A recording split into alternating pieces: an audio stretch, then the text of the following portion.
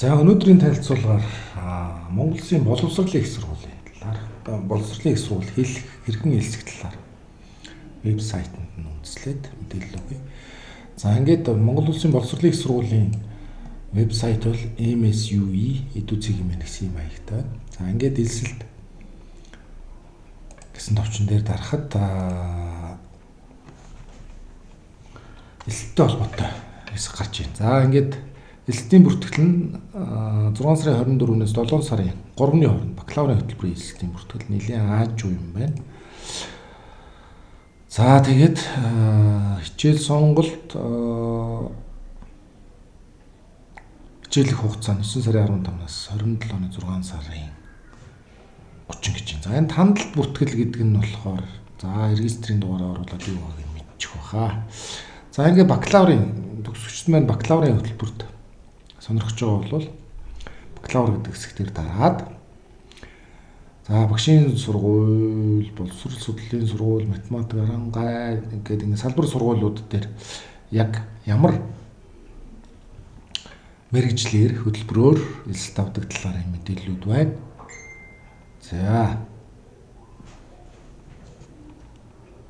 За тэгээд тухайн хөтөлбөрүүд нь аль аль сургууль дээр байдیں۔ Facebook-ийнх нь хаяг, албас имэйл хаяг, албан тогтсны дугаарууд нь харагдаж байна. За элсэлтийн бүртгэлийн гэсэн гээд түрүүний мэдээлэл өгч байна. За тэтгэлийн үйл явц. За элсэлтийн нэгдсэн систем бүртгүүлэн цахимаар элсэн, мөн мобист ирж бүртгүүлж болно, урилгаар элсэж болно.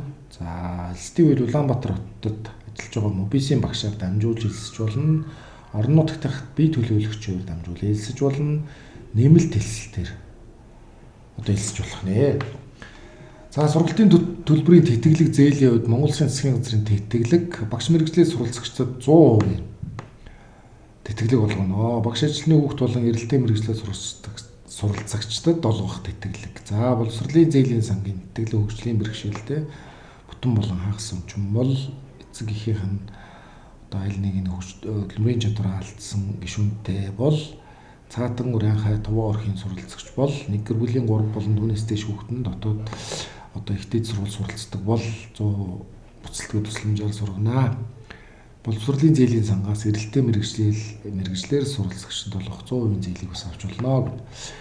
За мобис өөрийнх нь тэтгэлгүүдийн талаар бас мэдээлэл байна. Ийшийн 500 буюу түүнээс дээш оноотой одоо багш бос мэргэжлийн элсэгчдэд 50% хөнгөлөлт олгох юм байна.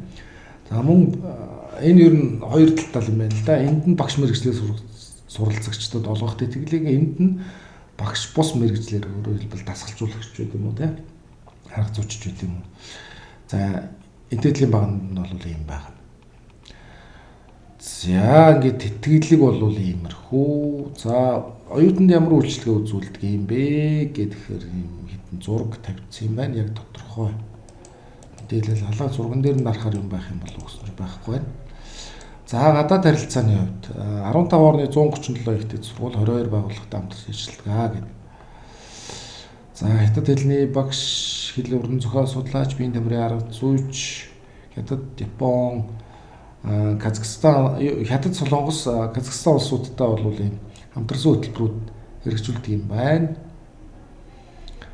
За мөн анагаахын шинжилгээ ухааны их сургуультай хамтарсан эрүүл мэндийн багш арга зүйч гэсэн ийм хамтарсан хөтөлбөрүүд байд юм байна. Ур чадварын шалгалт нь хөгжмийн багш, дүрслэг урлагийн багш, дизайн зураг зүй мультимедиа, график дизайн, хувцас дизайн, дизайн технологийн багш, за биеийн тамирын багш, арга зүйч, спортын дасгалжуулагч зэрэг мэргэжлүүд дээр ур чадварын шалгалт авах нэ.